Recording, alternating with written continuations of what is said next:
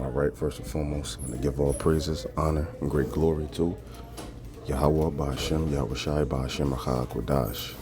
Double honors to the apostles and elders of Great Millstone that rule well, and salutations to the elect pushing this truth to the four corners of the earth in truth and in sincerity. All right, before I hop into this, I want to say Salakia for the background noise. I am on the plantation, so please bear with me. But in this particular video, I just want to touch on what happened after the ceasefire deal was made. All right, now if you don't know, a ceasefire was reached. A ceasefire deal was reached between Iran and Israel, but Israel had 12 hours before it came into effect, and so they used that 12 hours before it came into effect to still bomb Iran. So what happened was they still wrapped up some targets, even though the deal was struck. And Iran said, "Oh, word," and bombed the shit out of them even worse, because we all see the videos that the Iron Dome is not Iron Doming. That shit is way overwhelmed. If Iran shoots 150 missiles over there, 120 of them gonna get through. Only a little bit of them's gonna get intercepted. So they retaliated very strong. So now, America is in defense of Israel. So now they looking at Trump like, "Hey, what's up? Like, what you gonna do?" And now we're going to look at Trump, say what he going to say. But we all know what's going to happen. Jeremiah 15:45, we got prophecy jumping off of the page. The least of the flock shall draw them out. Who is the least of the flock? That's Amalek. Some small hats, some apostles in the land right now shall draw them out. Who's the them? That's America. Out to what? World's war. All right, so we see that jumping off of the page, And you have people who might say, well, if Amalek has a ceasefire deal, and they had a ceasefire already, and Benjamin Netanyahu is the one who was begging for the ceasefire deal, then why would he strike Iran? Because the Lord put it in his mind to do that. You know what I'm saying? The Lord put it in his mind to not want peace. He wants problems always.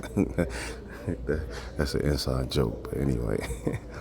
But yeah, he put it in his mind. That pursues the Proverbs right here, 21:1, that we read. The king's heart, which is his mind. That heart goes into the word lab, which means your mind. All right, your intentions, your intent, all of that is in the hand of Yahweh.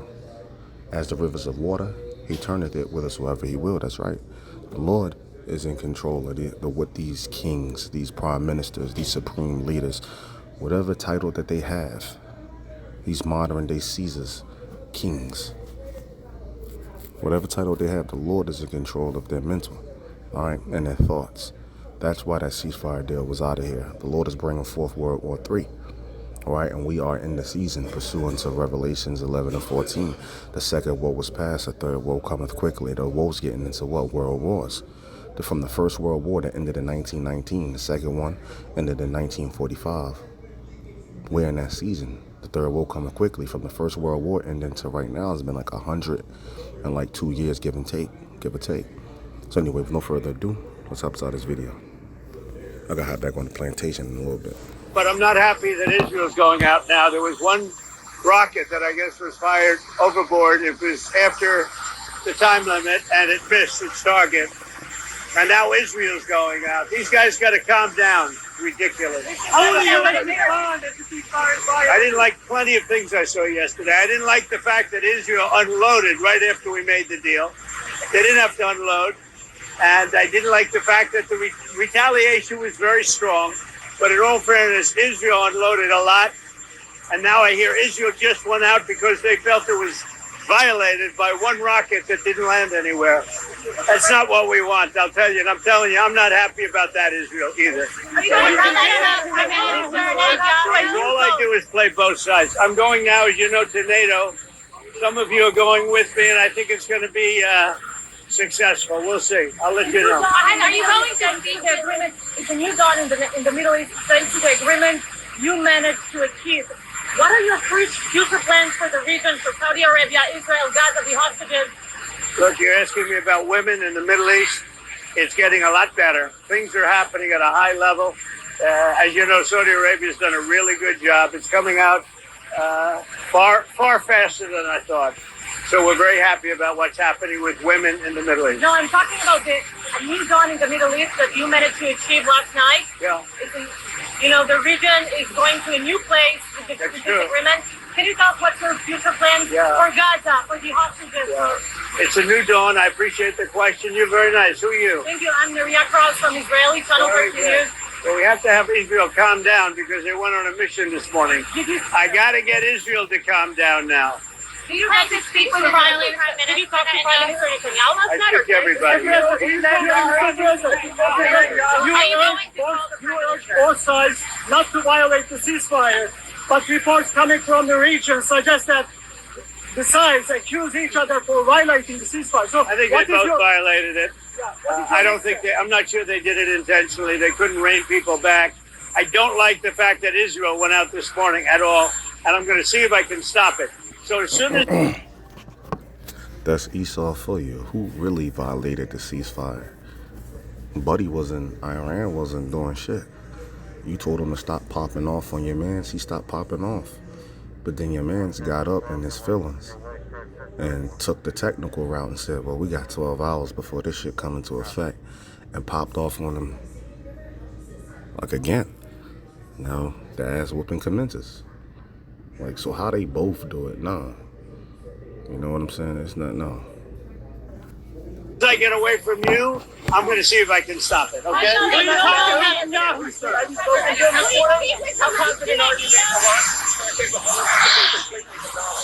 I think it's been completely demolished. I think the reason we're here is because those pilots, those B-2 pilots, did an unbelievable job. And, the fake news, like CNN in particular, they're trying to say, well, I agree that it was destroyed, but maybe not that destroyed. You know what they're doing? They're really hurting great pilots that put their lives on the line. CNN is scum, and so is MSDNC. They're all, and frankly, the networks aren't much better. It's all fake news, but they should not have done that. Those pilots hit their targets. Those targets were obliterated, and the pilots should be given credit. They're not after the pilots, they're after me. They want to try and demean. You don't believe that Iran can rebuild its nuclear program? Iran will never rebuild its nuclear. From there? Absolutely not. That place is under rock. That place is demolished. The B-2 pilots did their job. They did it better than anybody could even imagine. They hit late in the evening. It was dark with no moon, and they hit that target with every one of those things, and that place is gone. But when I see CNN all night long, they're trying to say, well, maybe it wasn't really as demolished as we thought. It was demolished. You take a look at the pinpricks, and you see that place is gone. And I will say, I think CNN ought to apologize. All right, but hey, the point was made. All right, this thing is heating up. We got some more breaking news right here. Hindustan Times. Israel-Iran war live. I'm just reading the headline right now. Iran fires 1,000 drones. That's right. 1,000 drones and 400 ballistic missiles on Israel. All right. Hey, things are heating up. This ain't the time to be pussyfooting. Hey, get right with Yahweh Bashim. You should have been did that though. We have. Before I go, gotta hop back on the plantation in a second. Ooh, Salakia. Ecclesiastes 12:1, and we read, remember now thy Creator in the days of thy youth, while the evil days come not, nor the years draw nigh, when thou shalt say, I have no pleasure in them. So you've been supposed to be getting right, all right? But you see how merciful the Lord is. The doors of repentance is still open. How do you know that? It's because you still have access to this video. You still can see the prophets on the highways and byways, all right? But when we're taking off of the highways and byways and taking off of the internet, that's it. Anyway, I believe the point was made. I hope you can take something from this video. Stay strong, and hey, throw them prayers up for yourself. Throw them prayers up for brothers and sisters out here, man. We in some terrible times, all right? So with that, I'm gonna say shalom.